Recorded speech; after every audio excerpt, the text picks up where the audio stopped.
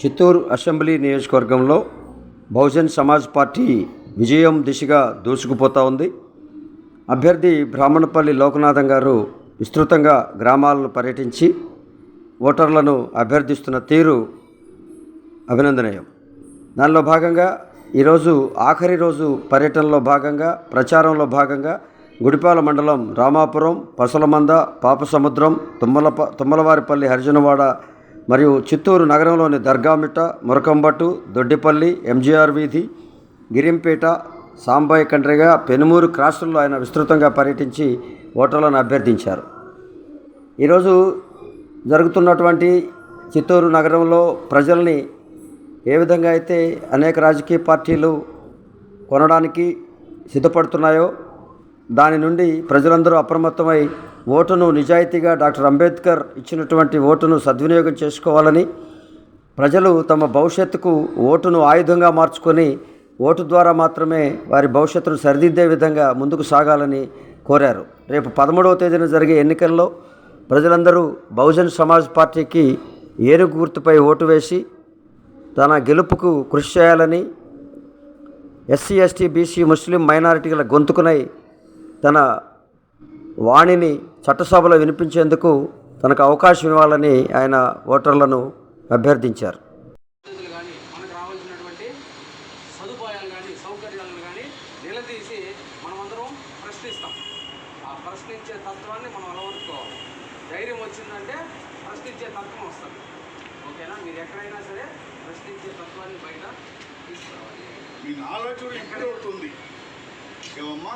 మీరు భవిష్యత్తులో మంచి లాయర్లుగాను, మంచి డాక్టర్గాను, మంచి ఇంజనీర్గాను, మంచి ఐఏఎస్ ఆఫీసర్లు కావాలంటే ప్రశ్నించే మనస్తత్వం ఉండాలా, ధైర్యం ఉండాలా, చదువుకోవాలా, బాగా జ్ఞానాన్ని ఇంప్రూవ్ చేసుకోవాలి. సరేనా? ఓకే. కానీ మనకు రావాల్సినటువంటి సదుపాయాలు కానీ సౌకర్యాలను కానీ నిలదీసి మనమందరం ప్రశ్నిస్తాం.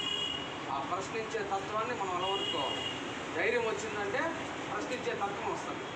ఓకేనా? మీరు ఎక్కడైనా సరే ప్రశ్నించే తత్వాన్ని బయట తీసుకురావాలి. మీ ఆలోచన ఎక్కడ అవుతుంది ఏమమ్మా? మీరు భవిష్యత్తులో మంచి లాయర్లుగాను, మంచి డాక్టర్గాను, మంచి ఇంజనీర్గాను, మంచి ఐఏఎస్ ఆఫీసర్లు కావాలంటే ప్రశ్నించే మనస్తత్వం ఉండాలా, ధైర్యం ఉండాలా, చదువుకోవాలా, బాగా జ్ఞానాన్ని ఇంప్రూవ్ చేసుకోవాలి. సరేనా? ఓకే. హక్కును కాపాడుతుంది. మన హక్కులుంటే చదువు వస్తుంది, ఉద్యోగం వస్తుంది, వ్యాపారం వస్తుంది. ఈ హక్కులను మనం కాపాడాలని కోరుకుంటే బహుజన సమాజ్ పార్టీకి మనం గుర్తుపెట్టుకొని ఆ పార్టీ గుర్తు ఏనుగు గుర్తు, ఏనుగు గుర్తు మీరుతో ఓటేస్తారని నేను కోరుకుంటున్నాను తల్లి. ఒకవేళ మీకున్న ఓటు వేయాలా, అదేవిధంగా మన ఇంట్లో ఉంటే కూడా నేను చెప్పిన 4 ముక్కలు మీకు అర్థమవుతుంది. ఆ 4 ముక్కలు నాన్నకు, అమ్మకు చెప్పి, నాన్న మేము చదువుకునే ప్రకారం మాకు ఈరోజు మాకు హక్కులు కాపాడుకుంటే రేపు మా చదువు, ఉద్యోగం అన్నీ వస్తుంది. కాబట్టి మీరు ఈరోజు వాళ్ళు 5,000 ఇచ్చిన, 10,000 ఇచ్చిన మీరు ఆశపడద్దండి. ఒకవేళ తీసుకునే మీ ఇష్టము అయితే ఏనుగు గుర్తుకు మాత్రం ఓటేయండి అని చెప్పాలమ్మా. ఆ విషయాన్ని గురించిన తల్లి. మంచిది. ఈరోజు అంతా భారతదేశంలో ఉండే సంపద అంతా వాళ్ళ చేతిలో కూర్చుంది. మీకు తెలుసు, అంతకుముందు నేను చదువుకునేటప్పుడు 5వ క్లాస్ చదివితే సరే ఎంప్లాయ్మెంట్ మాకు ఇంటర్వ్యూ అనేది ఉద్యోగాలు పోతాను. ఇప్పుడు అంతా ప్రైవేట్ అయిపోయింది. స్కూల్ ప్రైవేటు, కాలేజీలు ప్రైవేటు, హాస్పిటల్ ప్రైవేటు. అవునా? ఉద్యోగాలు లేవు. ఒకవేళ మీరు బీటెక్లో, ఎంటెక్లో, ఎంబీఏలో చదివితే కూడా బెంగళూరుకో, చెన్నైకో, హైదరాబాద్కో, ఇంకా వేరే స్టేట్కో, వేరే కంట్రీకో పోవాలి కదా ఈ పరిస్థితి ఉంది. కాబట్టి మనమందరూ కూడా, మీరందరూ కూడా చట్టం ఉంటే ఈరోజు మిమ్మల్ని ఏమనంటే పరిగెత్తపోతావు పోలీస్ స్టేషన్, నువ్వేమనంటే పరిగెత్తపోతావు కోర్టుకు, పోలీస్ స్టేషన్. ఇవన్నీ చట్టాలు మనకు కావాలి.